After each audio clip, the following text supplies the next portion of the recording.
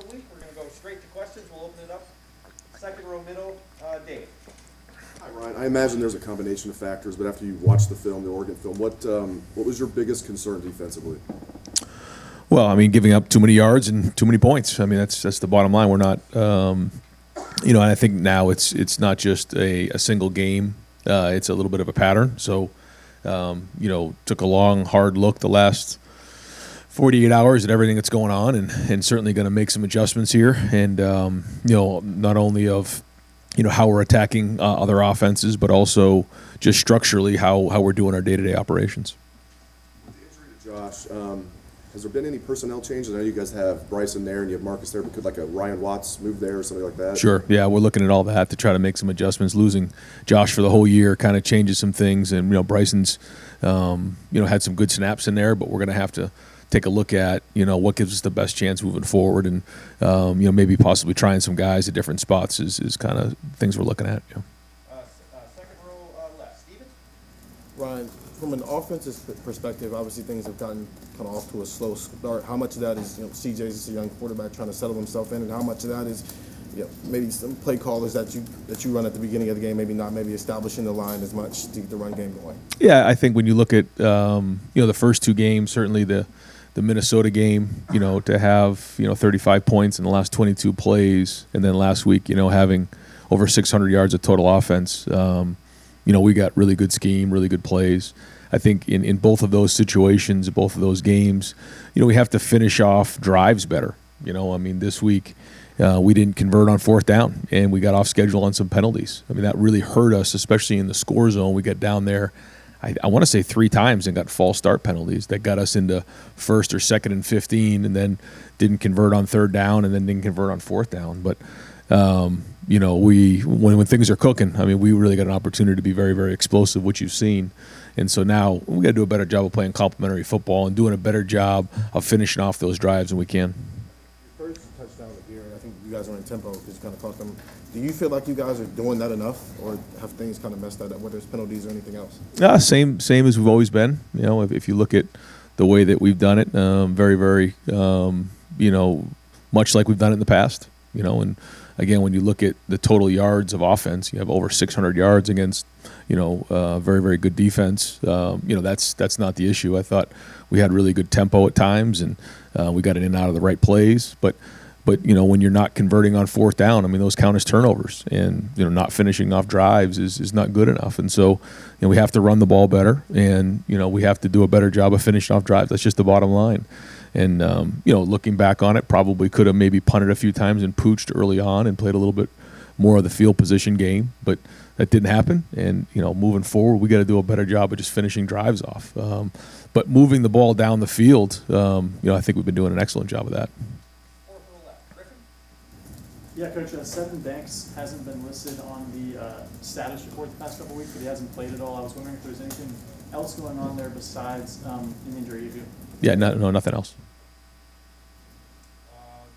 Second row left, Nathan.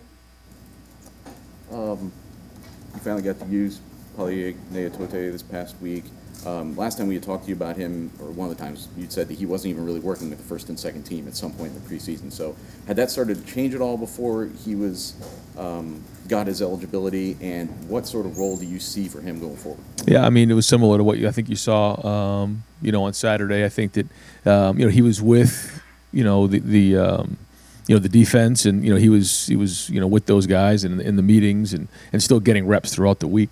But moving forward, I think it's like you saw, that Sam linebacker spot. He's a big body, and he's a good matchup. And in terms of athleticism, speed, and size in bigger sets, especially with 2 tight ends in the game. I know things are still fluid at a lot of positions, but Ryan Watts started the first game, and Cavazos was, I think, seemed like more like 5th or 6th in that rotation, and then Legend was playing a lot of snaps in his last game. How are you guys sort of assessing the play from these younger guys at corner?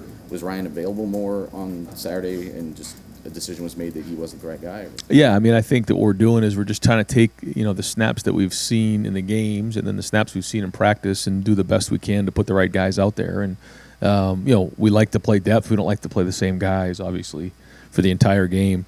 So trying to find that balance is what we're at right now. And we got to look at all those options. And, like we've talked about before, is it personnel, is it coaching, or is it scheme?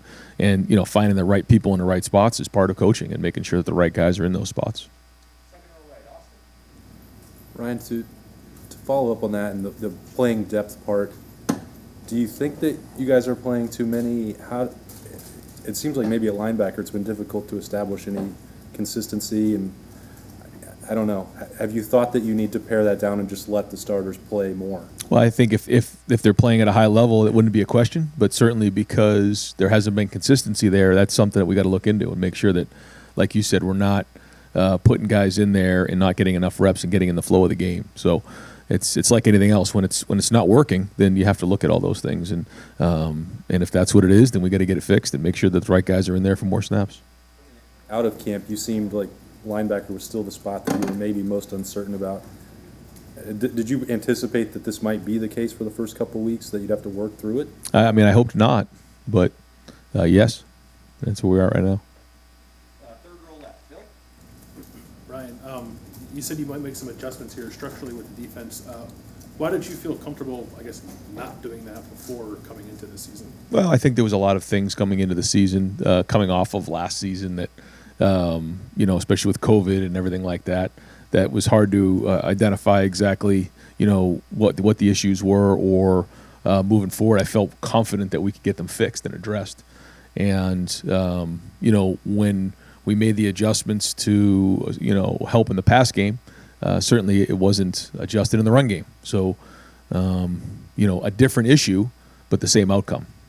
And so now here we are, and so we got to get some things fixed.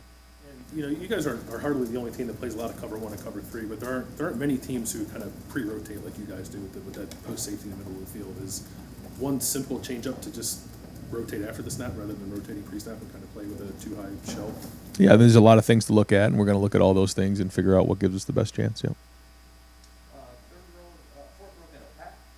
Ryan, coming into the season, you said a number of times at Ohio State you can't lose. Right. You guys have.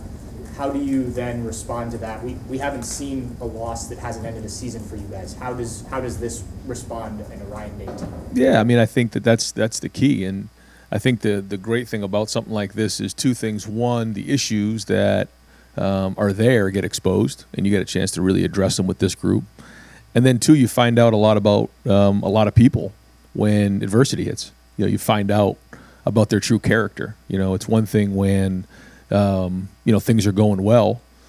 People can be front runners. They can pat you on the back, and whether it's inside the program or outside the program. But when something goes bad, you find out about who people are, and that's something that it's called life, and it's a great opportunity for our guys to learn about that and grow. And if we come out of this thing strong, it can make us better, and that's what we have to use it for, that type of thing, to build some strength within us and build some leadership, and that's what we're going to do. These past 2 losses have always ended the season. You've had to sit on that. Is it better's